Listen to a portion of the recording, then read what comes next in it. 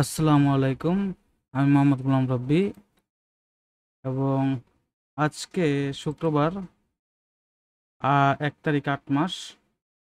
আজকে আমরা ডেইলি স্টারের এই এডিটোরিয়ালটি নিয়ে আলোচনা করব। Trafficly trafficking survivors deserve justice and protection. কালকে ডেইলি স্টারের যে এডিটোরিয়াল দেওয়ার ইচ্ছে ছিল, কিন্তু সময়ের স্বল্পতার কারণে দেওয়া হয়নি। তো আজকে রেকর্ড করতে বসলাম। আমি আমার স্লাইডে যদি চলে যাই,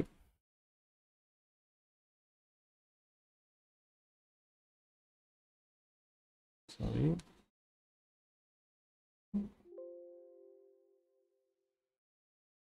আচ্ছা।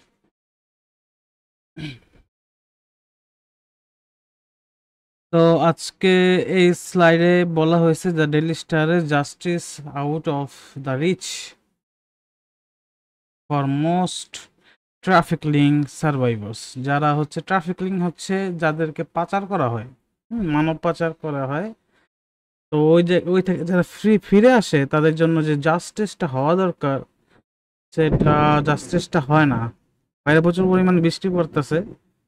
তো আমরা যদি সামনের স্লাইডে চলে যাই, হ্যাঁ, আমাদের যা জানতে হবে, আমি শুরুতে বলে রাখি যে আমাদের যদি এই এডিটোরিয়ালটি বা আমার ভিডিওটি যদি আপনার বুঝতে হয়, তাহলে আপনাকে মিনিমাম কিছু গ্রামাটিক্যাল নলেজ লাগবে। সেটা হচ্ছে ফ্রেজ এন্ড ক্লজ, কোনটা ফ্রেজ কোনটা ক্লজ সেটা চিনতে পারা, তারপরে টেন্স চিনতে পারা, তারপর ভয়েস চিনতে পারা, কোনটা অ্যাক্টিভ ভয়েস কোনটা প্যাসিভ ভয়েস চিনতে পারা, তারপর পার্টস অফ স্পিচ চিনতে পারা। মোটামুটি পিলির যে ইংরেজি সিলেবাস আছে, ওটা ইংলিশ সিলেবাস যদি আপনি না জানেন, তাহলে কিন্তু আপনি বেসিক্যালি আমার লেকচারটি এনজয় করতে পারবেন না। তো আমি বলবো যে যদি ফ্রেজ এন্ড ক্লজ যদি না চিনে থাকেন, তাহলে ওই অধ্যায়টি ভালোভাবে দেখে তারপর আমার ভিডিওটি দেখতে আসবেন। আশা করি আমার ভিডিওটি আপনার জন্য অনেক এনজয়েবল হবে। সামনে যদি আমরা চলে যাই, যে হেডলাইন ছিল এটা, যা trafficking survivors deserve justice and protection. Deserve হচ্ছে এই জায়গার মধ্যে ভার্ব। আমি ইতিমধ্যে আগে বলছি যে দ্য ডেইলি স্টারের হেডলাইনে কিন্তু কোনো অক্সিলারি ভার্ব ইউজ হয় না। যেমন এটা যদি মেন বাক্যটা আমরা দেখি, ট্রাফিকিং সার্ভাইভার্স আর আর না, এটা ডিজার্ভই হবে। প্রেজেন্ট কন্টিনিউয়াস টেন্স না, এটা তো প্রেজেন্ট ইনডিফিনিট টেন্সে আছে। তো যেহেতু এটা দেখেন, এটা হচ্ছে সাবজেক্ট। সাবজেক্ট যেহেতু প্লুরাল আছে, ভার্বও কিন্তু প্লুরাল। তো ট্রাফিকিং হচ্ছে মানব পাচার, সার্ভাইভার হচ্ছে যারা বেঁচে ফিরেছেন তারা, জাস্টিস হচ্ছে ন্যায় বিচার। মানব পাচারের শিকার থেকে বেঁচে ফেরা মানুষদের ন্যায় বিচার ও সুরক্ষা পাওয়া উচিত। তারপরে স্যালারি যদি আমরা যেটা sub heading, authorities must bring human traffickers to book. এখানে একটা সুন্দর একটি ইডিয়ম আছে যে bring to book. Bring to book, দেখেন, ব্রিং টু বুক হচ্ছে কি, কাউকে বিচারের মুখোমুখি করা বা শাস্তির আওতায় আনা। তো অথরিটি যারা কর্তৃপক্ষ, তাদের কি করা দরকার, যে যারা মানব পাচারকারী আছে তাদেরকে অবশ্যই আইনের আওতায় আনা বা শাস্তির আওতায় আনা দরকার। মানব পাচারকারীদের বিচারের আওতায় আনতে কর্তৃপক্ষকে অবশ্যই ব্যবস্থা নিতে হবে। তো এখন আমরা যদি মেন যে প্যারাগ্রাফের প্রথম লাইনটি দেখি, যে we are deeply concern to C how A section of citizens desperate to secure a better future for their families are still undertaking perilous journeys to reach Europe. সেখানে বলা হয়েছে যে মানব পাচারকারীরা কিভাবে মানব পাচারটা করে। দেখেন, বর্তমানে কিন্তু বাংলাদেশে কোনো সেই অর্থে কোনো জব নাই, যেটা 2015-16 সালের পরে যে পরিমাণ জব ছিল, ওই পরিমাণ কিন্তু জব নাই। এবং গার্মেন্টস ইন্ডাস্ট্রিগুলো বন্ধ হচ্ছে, প্রচুর পরিমাণে আনএমপ্লয়মেন্ট ক্রিয়েট হচ্ছে। যে পরিমাণ মানুষ ইউনিভার্সিটিতে যাচ্ছে, ওই পরিমাণ মানুষের কিন্তু চাকরি নাই। আবার যারা বড় বড় ইনভেস্টররা কিন্তু ইনভেস্ট করতেছে না, যার ফলে কিন্তু মিল ইন্ডাস্ট্রিও বাড়তেছে না। আর মিল ইন্ডাস্ট্রি না বাড়লে তো চাকরি মানুষের চলে যাচ্ছে। যেমন এখন রাস্তায় কিন্তু প্রচুর পরিমাণে অটো, তারপরে যে অটো অটো ব্যাটারি চালিত যে রিক্সাগুলো আছে মিশু, এগুলো কিন্তু রাস্তায় দেখা যায়। কারণ হচ্ছে সে আগে গার্মেন্টসে কাজ করতো, যেহেতু আমি নারায়ণগঞ্জে থাকি, আমি দেখতে পাই যে প্রচুর পরিমাণে অটো আর মিশু। সে গার্মেন্টসে কাজ করতো, গার্মেন্টস বন্ধ হয়ে গেছে, ছোট ছোট হুঁশিয়ারির মধ্যে কাজ করতো, যেখানে মানে ছোট ছোট পোশাক কারখানা, ওই জায়গা থেকে তারা মানে এখন আনএমপ্লয়মেন্টের অবস্থায় আছে, তখন তো কিছু করে খাইতে হবে। তো সেই জন্য তারা কিন্তু এই যে রিক্সা নিয়ে ভাড়া হয়ে গেছে। আর তার যে শিক্ষিত, সে কি করবে? যে আগে যে পরিমাণ চাকরির একটা ক্রেজ ছিল, যে 15-16 সালের পরে 17-18 দেখছে প্রচুর পরিমাণে নিয়োগ হয়েছে, এখন কিন্তু এতটা নিয়োগও নাই। আপনার পরীক্ষা হয়, প্রশ্নপত্র ফাঁস থেকে শুরু করে বিভিন্ন ধরনের যে আনস্টেবিলিটি আছে, হুম, তো এটা কিন্তু চলতেছে, যার কারণে শিক্ষিত তরুণদের বিশাল একটা অংশ বা যারা হচ্ছে তরুণদের বিশাল একটা অংশ কিন্তু এখন পড়ালেখা করতে চায় না। তারা কি করে? তারা ইন্টার পাসের পরেই চিন্তা করে কিভাবে দৌড়ঝাঁপ দিয়ে ইউরোপ পাড়ি দেওয়া যায়। হুম, তো যাদের তো ডিগ্রি মানে আইএলস আছে তারা তো বৈধভাবে যায়, আর যাদের আইএলস নাই তারা চিন্তা করে কি আমি ট্রলারে বা সাঁতার কেটে যে কোনো ভাবে ইউরোপ ঢুকবো, ঢুকে আমি ওই জায়গার মধ্যে অবৈধভাবে থাকবো। তো এইটার সুযোগ নেয় এক ধরনের আহ, দালাল গোষ্ঠী, যারা হচ্ছে মানব পাচার করে। তারা কি করে? বাংলাদেশ থেকে মানুষ নিয়ে, এখান থেকে তো ফ্যামিলি থেকে টাকা নেই, নিয়ে হচ্ছে আপনার বিভিন্ন বন জঙ্গল দিয়ে যাওয়ার পথে আপনার হয়তো সে ধরা খায়, না হলে তার ইচ্ছা করে মানে হেনস্থা করে, তারপর ফ্যামিলি থেকে টাকা চায়। বেসিক্যালি এইটা নিয়েই আর কি এই প্রতিবেদনটা। আমরা যদি দেখি মেন টপিকে যাই, যে উই আর ডিপলি কনসার্ন, এখানে মেন ক্লজ হচ্ছে we are deeply concern to see. হ্যাঁ, তারপর হাউ থেকে কিন্তু সাবঅর্ডিনেট ক্লজ তৈরি হচ্ছে। How a section of citizens desperate to secure a better future life for their families, হ্যাঁ, are still undertaking perilous journeys to reach Europe. এই পুরোটা হচ্ছে আপনার নাউন ক্লজ। কিভাবে? এখানে we are deeply concern to see it, it দিয়ে কিন্তু আমরা কি রিপ্লেস করতে পারতেছি। আর এই জায়গার মধ্যে deeply concern to see that, that আছে, হচ্ছে দ্যাট উজ্জ আছে, how A section of citizens, না হাউ দেখে কিন্তু আবার এটারে অ্যাডভার্বিয়াল ইয়া বলা যাবে না, এটা হচ্ছে নাউন ক্লজ। এখন এই জায়গার মধ্যে দেখেন, আমরা যদি একটু দেখি, এটা হচ্ছে এমবেডেড কোশ্চেন একটা চ্যাপ্টার আছে পিলিতে, যে জায়গার মধ্যে হাউ হোয়াট থাকে মাঝখানে, কিন্তু শেষে প্রশ্নবোধক চিহ্ন হয় না। হ্যাঁ, এটা কিন্তু ওই এমবেডেড ক্লজ আমরা কিন্তু বলতে পারবো। তো দেখি, আমরা যদি হাউটাকে বাদ দেই, যে এ সেকশন অফ সিটিজেন্স, যে একটি জনগোষ্ঠী, জনগণের একাংশ, তারা কি করে? Those who are desperate to secure a better future for their families. এই যে এই জায়গায় আমি কিন্তু একটা অপোজিটিভ আনা হয়েছে, যে ওই সিটিজেনের একাংশ কি করে, তার সম্পর্কে অতিরিক্ত তথ্য এই সিটিজেনের যে একাংশ আছে, এটা কি মানে কি করে? চুরি করে, নাকি তারা স্টুডেন্ট, নাকি তারা সাধারণ ভাবে কোনো কিছু করতে যাচ্ছে, নাকি তারা চোর ডাকাত? তারা হচ্ছে কি, তারা ডেসপারেট টু সিকিউর, তাদের যে মানে মরিয়া হয়ে যাওয়া, কি করতে? সিকিউর করতে এই বেটার ফিউচার, তার নিজের জন্য কিন্তু না, তার ফ্যামিলির জন্য। Better future for there families, ফ্যামিলিকে ভালোভাবে ভরণ পোষণ দেওয়া, বা ফ্যামিলির একটা সামাজিক যে অবস্থান, ওইটা সিকিউর করার জন্য কি করে? তারা ডেসপারেট হয়ে যায়। তারা এ সেকশন অফ সিটিজেন্স, মানে ও যে মানে জনগণের যে একাংশ, এর কিন্তু যে মানে মডিফাই করতেছে, ঠিক আছে। এখন এই সেকশন অফ সিটিজেন্স, এইটা কিন্তু সাবজেক্ট, হ্যাঁ, সাবজেক্টের ভার্ব হচ্ছে আর। এখন আর স্টিল আন্ডারটেকিং, এই যে স্টিল হচ্ছে অ্যাডভার্ব। অ্যাডভার্ব কোন কোন জায়গায় বসে? অ্যাডভার্ব হচ্ছে বলি যে সাবজেক্ট এবং মেইন ভার্বের ভিতরে অ্যাডভার্ব বসতে পারে। ঠিক আছে, হাউ এভার দিয়ে দেখবেন দুই পাশে কমা দিয়ে হাউ এভার দিয়েছে, আই হাউ এভার এম, এভাবে এভাবে দেয়। আবার কি হয় যে অক্সিলারি ভার্ব এবং মেইন ভার্বের ভিতরে হচ্ছে অ্যাডভার্ব দেওয়া যায়, এটা অক্সিলারি ভার্ব। আর এখানে হচ্ছে কি main verb. Undertaking পেরিলিয়াস journeys to reach Europe, হ্যাঁ, তো এটা হচ্ছে পুরোটা নাউন ক্লজ, আর এটা হচ্ছে principal clause. We are deeply concern to see, এতটুকু। তাহলে এই জায়গার মধ্যে পেরিলিয়াস মানে হচ্ছে বিপজ্জনক।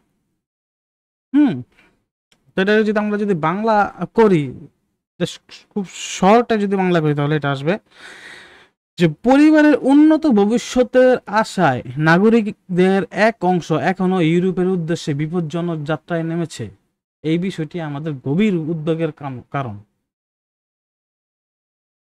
তারপরের স্লাইডে যদি আমরা যাই যে দেখেন many however only end up being trafficked into Libya, where they are held captive in camps subjected to extreme forms of violence and their families extorted for money.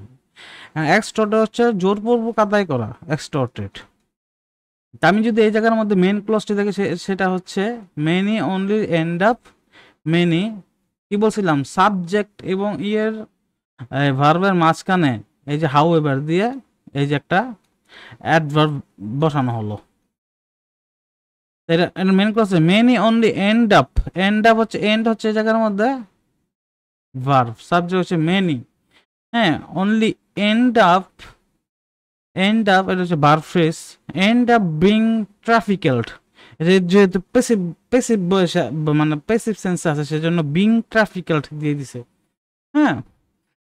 তো ইনটু লিবিয়া, আচ্ছা, হয়ার এখন লিবিয়াকে যে মডিফাই করতেছে যে হয়ার এখানে many শেষমেশ এমন মানে পর্যায়ে পৌঁছে যায় যে লিবিয়ার মধ্যে যেতে হয় যে হয় আর তাদেরকে লিবিয়াকে মডিফাই করতেছে। লিবিয়া কোন জায়গা, এখন এটাকে মডিফাই করতেছে অ্যাডজেক্টিভ ক্লজ দিয়ে। দেখেন এই যে এতটুক অ্যাডজেক্টিভ ক্লজ কি হবে, নাউনের পরে আসবে আর হচ্ছে যে কমা দিয়ে আলাদা করতেছে। হয় আর যেখানে দে আর হেল্ড ক্যাপটিভ, ক্যাপটিভ হচ্ছে বন্দি। একটা জিআরই ওয়ার্ড আছে ক্যাপটিভেট, ক্যাপটিভেট হচ্ছে হচ্ছে বিমোহিত, দুইটার মধ্যে মানে গুলায় ফেলা যাবে না। ক্যাপটিভ হচ্ছে বন্দি আর ক্যাপটিভেট হচ্ছে বিমোহিত। ক্যাপটিভ ইন ক্যাম্পাস মানে তাদের যে বন্দি শিবির আছে ওই শিবিরের মধ্যে, বন্দি শিবিরের মধ্যে তাদেরকে কি বন্দি হিসেবে রাখানো হয়, ঠিক আছে। সাবজেক্টেড টু মানে তাদের ভোগ করতে হয় এক্সট্রিম ফর্ম অফ ভায়োলেন্স, তাদের কিন্তু এটা কিন্তু নীরবে ভোগ করতে হয়, বিশাল ধরনের তাদের সাথে চরম সহিংসতার শিকার হয়। এবং দেয়ার ফ্যামিলিস এক্সটোর্টেড ফর মানি, এবং তাদের ফ্যামিলির আবার ফোন দেওয়া বলে তোমরা যদি টাকা পাঠাও তাহলে তোমাদের ছেলেকে ছেড়ে দিব। তাহলে জোরপূর্বক আদায় করে কি ফ্যামিলি থেকে মানি আদায় করে। তো এখানে যদি আমরা দেখি যে মেন কোর্স ছিল লিবিয়া পর্যন্ত, লিবিয়াকে আবার এই দেখেন লিবিয়াকে হয়ার দেয়ার ইন ক্যাম্পাস এর দিছে subjected to extreme form of violence, আচ্ছা, and their families extorted for money। এখন যদি এটা যদি বাংলা করি তবে অনেকে শেষ পর্যন্ত লিবিয়া পাচারের শিকার হয়ে ক্যাম্পে বন্দী থাকেন, চরম সহিংসতার শিকার হন এবং পরিবার কাছ থেকে অর্থ আদায়ে চাপ দেওয়া হয়। পরের স্লাইডে যদি আমরা যাই, রিপোর্টেডলি দেখেন এই যে অ্যাডভার্ব যদি একটা ইন্ট্রোডাক্টরি অ্যাডভার্ব যেগুলো আছে এগুলো দিয়ে কিন্তু সেন্টেন্সের শুরুতে আসে এবং এগুলোর পর একটা কমা দেওয়া হয়। ফর দ্য 3 ইয়ার্স, গত 3 বছর ধরে, হ্যাঁ, এটা কি একটা অ্যাডভার্বিয়াল ফ্রেজ,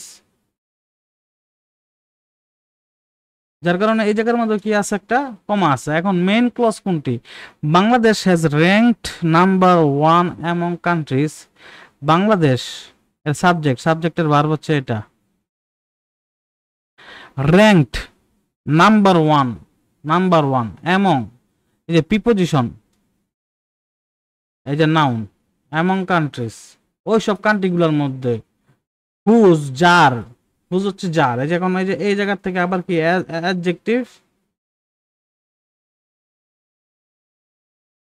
দেখি অ্যাডজেক্টিভ কি যায়, অ্যাডজেক্টিভ ফ্রেজ বা ক্লজ শুরু হবে, অ্যাডজেক্টিভ ফ্রেজ বা ক্লজ শুরু হবে।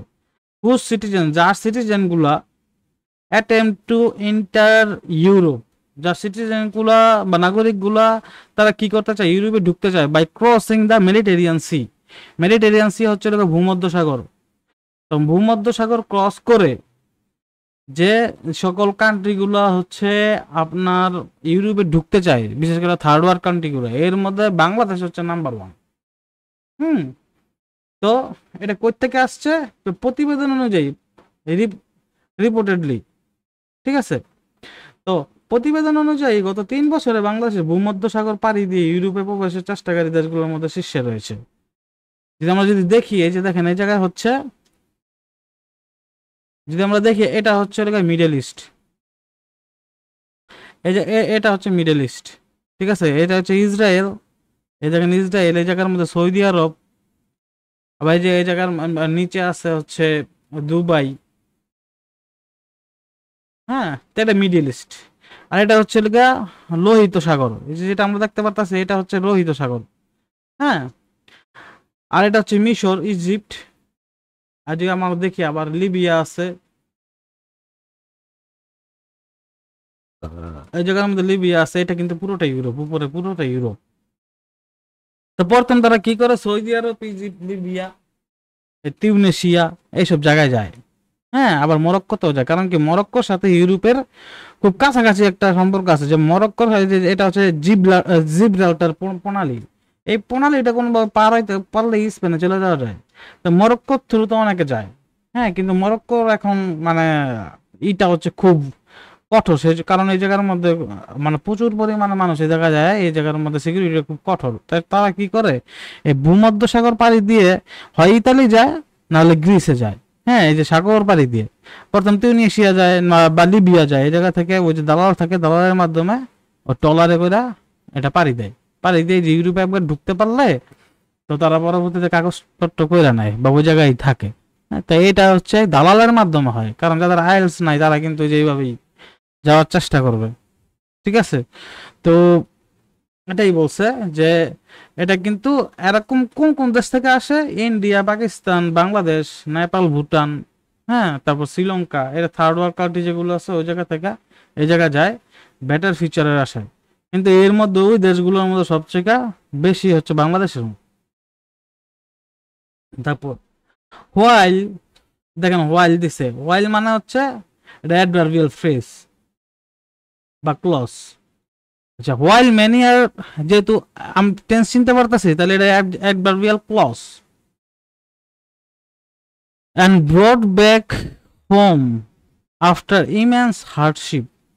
আচ্ছা, বলছে যে মেনি আর রেস্কিউড, অনেকে আবার ওই জায়গা থেকে কি মানে দালালের পাল্লায় পড়া ওই জায়গায় তো যাইতে পারে না, উল্টা আরো তাদেরকে পরিবার থেকে চাপ দেওয়া হয়। তো মেনি আর রেস্কিউড মানে অনেকে কিন্তু আবার ছাড়া পায়, ছাড়া পাইয়া তাদের তাদের হোমে চলে আসে, তাদের হোম চলে আসে।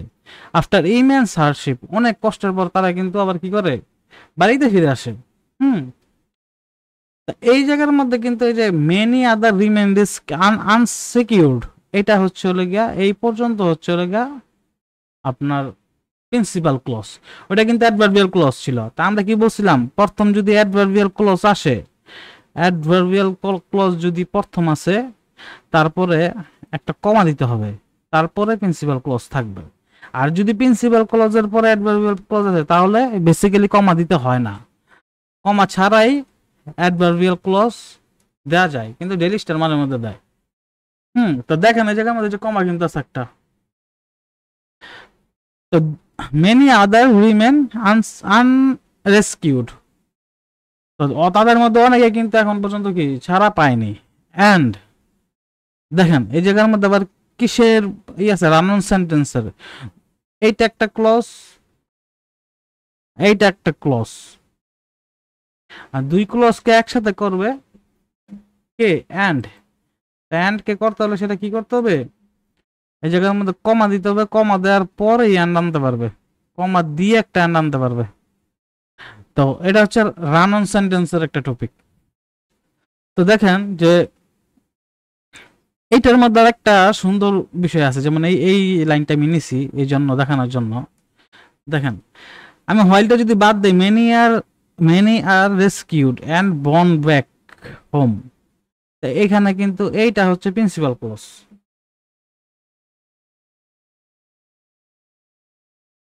বলেন তো কোনটা?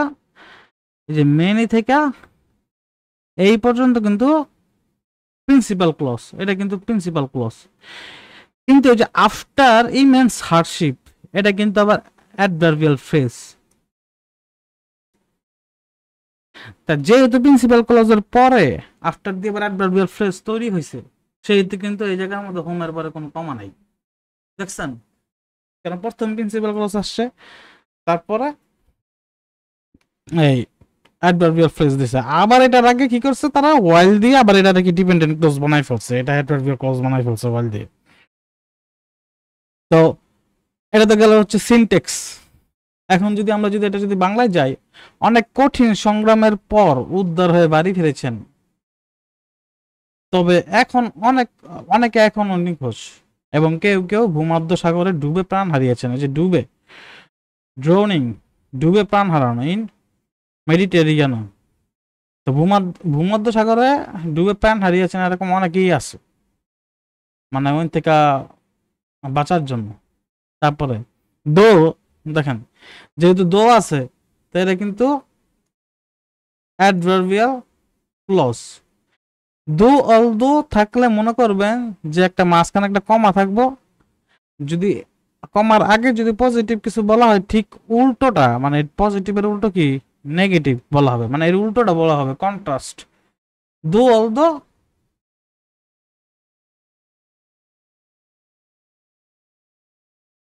আবার ডেসপাইট বা ইনস্পাইট অফ।